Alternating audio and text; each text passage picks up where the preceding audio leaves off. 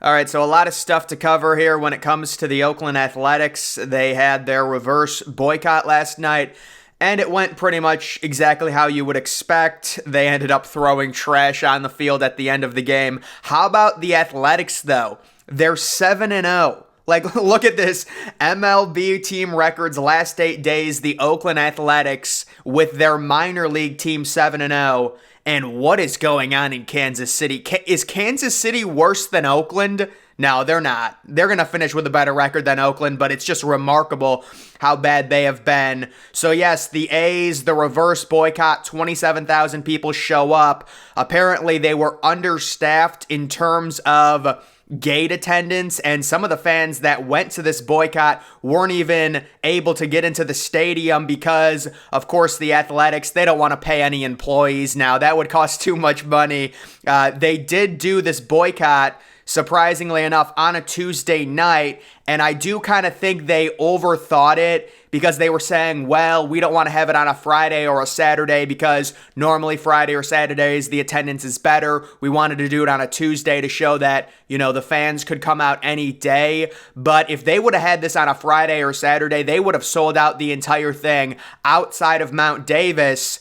I wonder what would have happened if they would have sold out the entire Coliseum. Would they have opened up Mount Davis? Would the fans have rioted on top of Mount Davis, on top of the tarps, maybe slid down them?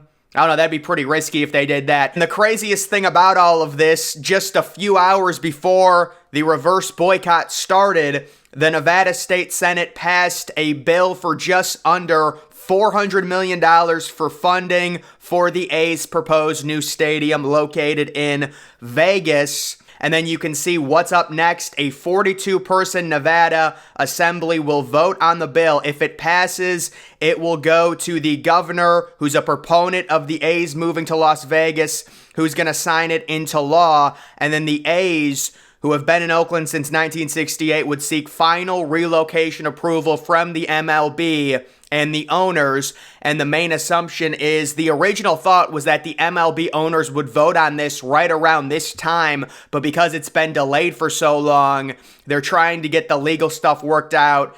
The MLB owners very likely to pass this, and the Oakland Athletics in their last gasp reverse boycott. Very ironic that this is all happening the same day. The bill is getting passed and then the fans are having the reverse boycott. And then the thing with the A's fans throwing trash onto the field, people didn't like that.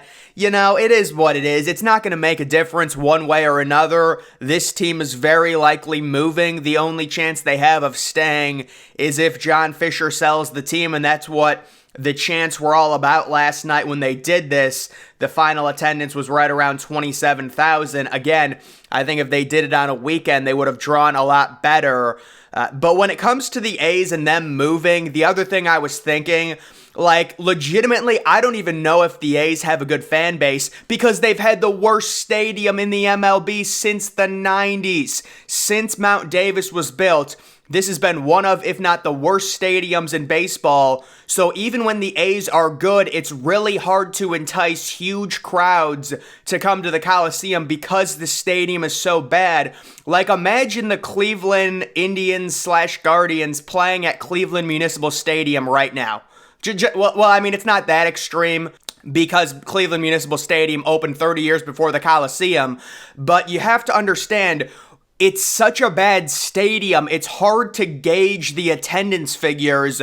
I know John Fisher will say, well, the A's were really good in 2013, 2014, even 2018 and 19, and they still had bad attendance.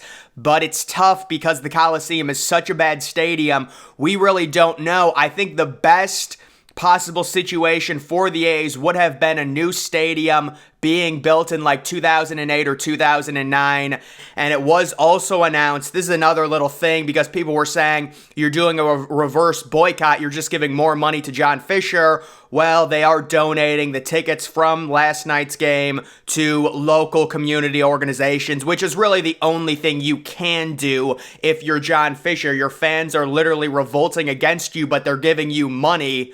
The only thing you can really do is donate that money, to try and come out with at least a little bit of, media favorability after this situation. But that is the updated stuff on the A's. It is looking like last night was their last gasp, and now we're just waiting for the 42-person Nevada Assembly to vote on the bill. And if that passes, very likely the A's will be moving to Las Vegas, and then let the speculation begin on where will they play for 3 straight years, because now it's looking like the new stadium in Vegas is not going to be ready until 2028 due to the delays in the bill. And then on top of that, a lot of people questioning the renderings for the new stadium. Doesn't look very good. It's super underwhelming. Will they change it at all? Will they tweak it? I do think the A's very likely will be moving to the AAA minor league ballpark in Las Vegas. It's a very new ballpark. It makes too much sense, but this is happening, at least it appears that way, after yesterday clearing the major funding hurdle.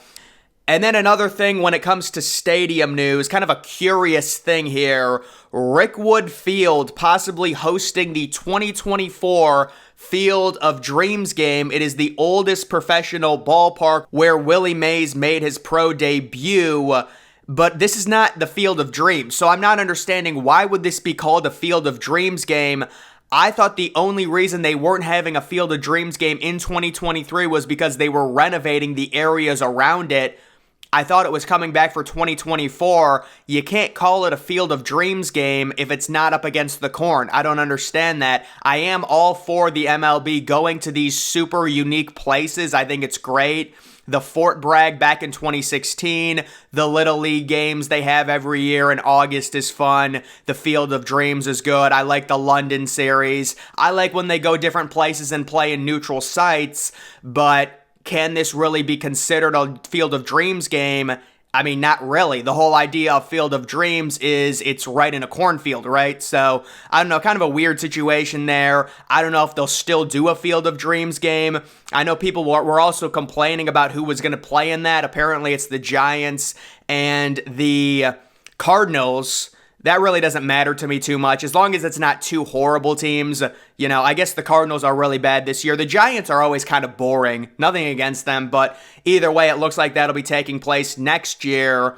Rickwood Field did receive a renovation, and it now has a capacity of 7,000 people, so that will possibly be happening next season. But just my final takeaway on the Oakland A's reverse boycott, I think it's a really cool idea. I would have loved to have seen Mount Davis filled up personally. Maybe John Snyder would have banned people from going on Mount Davis. Keep the tarps up. Yeah, but it's a sad situation. The big takeaway for me when it comes to does Oakland deserve a baseball team or not, I feel like it's so hard to gauge because they have played in a dump for the last 25 seasons, and that's not an exaggeration. That's just the reality of the situation, and throwing trash on the field, I guess it's not a good look, but it doesn't really matter. That's not going to change anything one way or another. It was still a pretty cool environment, and again, apparently it was so backed up, they were understaffed